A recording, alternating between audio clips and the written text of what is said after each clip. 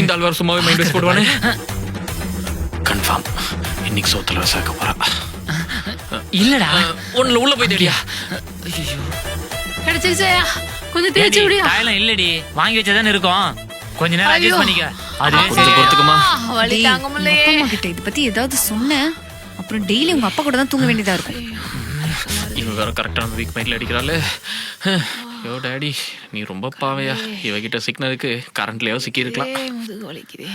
டேய், வழியில துடிச்சிட்டு இருக்கா, ஃபேன் போட்டானடா. பொல்லிங்களாடா நீங்களா?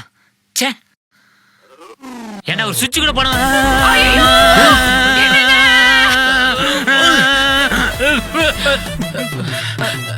யோ நைனா, நைனா எந்திரியா. ஐயோ, பருக்கோத்த பக்கம் எடுத்துக்கிச்சு இவ்வளவு இருக்கே. அப்புறம் என்ன பண்ணுவேன்? மெதுவா பாத்து. ஐயோ. பாத்துட்டே இருக்க. போய் கையில தள்ளி எடுத்துட்டு எடுத்து வாயா.